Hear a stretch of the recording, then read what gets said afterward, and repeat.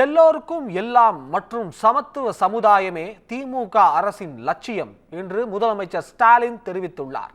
சென்னை கோட்டூர்புரத்தில் உள்ள அண்ணா நூற்றாண்டு நூலகத்தில் முதலமைச்சரின் தாயுமானவர் திட்டம், கல்வி, சுயதொழில் மற்றும் அரசு நலத்திட்ட உதவிகள் வழங்கும் விழா நடைபெற்றது. இதில் பங்கேற்று அரசு நலத்திட்ட உதவிகளை வழங்கிய முதலமைச்சர் பழங்குடியினர் வாழ்வாதார கொள்கையை வெளியிட்டார்.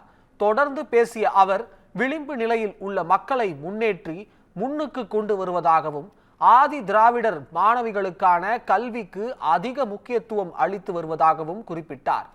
ஒரு சமூகம் முன்னேற அதற்கு கல்வியே அடிப்படை என்றும், பட்டப்படிப்புடன் நின்றுவிடாமல் தமிழக மாணவர்கள் ஆராய்ச்சி படிப்பிலும் கவனம் செலுத்த வேண்டும் என்றும் அறிவுறுத்தினார். திமுக ஆட்சியில் 385 மாணவர்கள் தலை சிறந்த வெளிநாட்டு பல்கலைக்கழகங்களில் பயின்று வருவதாக குறிப்பிட்ட அவர், அனைத்து தடைகளையும் உடைத்து நாம் முன்னேற வேண்டும் என்றார். அனைவரையும் உள்ளடக்கிய வளர்ச்சி என்பதை திமுக அரசு நிறைவேற்றி உள்ளது என்றும் அவர் பெருமிதம் தெரிவித்தார். எல்லாருக்கும் எல்லாம் கிடைக்கணும்,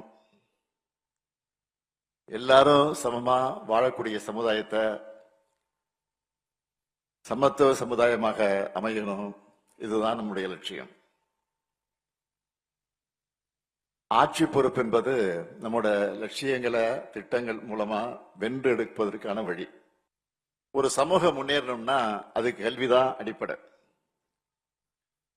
அதனாலதான் பல்வேறு திட்டங்கள் மூலமா கல்வியிலே கவனம் செலுத்திக்கிட்டு இருக்கிறோம். ஆதி திராவிடர் மற்றும் பழங்குடியின நலத்துறையின் கீழ இயங்கக்கூடிய பள்ளிகள்ல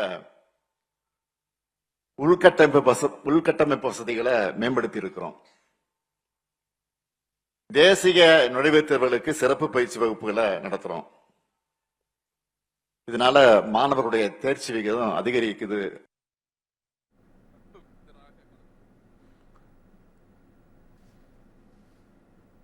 இந்த நிகழ்வில் கபடி விளையாட்டில் அர்ஜுனா விருது பெற்ற மனத்தி கணேசன் சிறப்பு விருந்தினராக பங்கேற்றார்.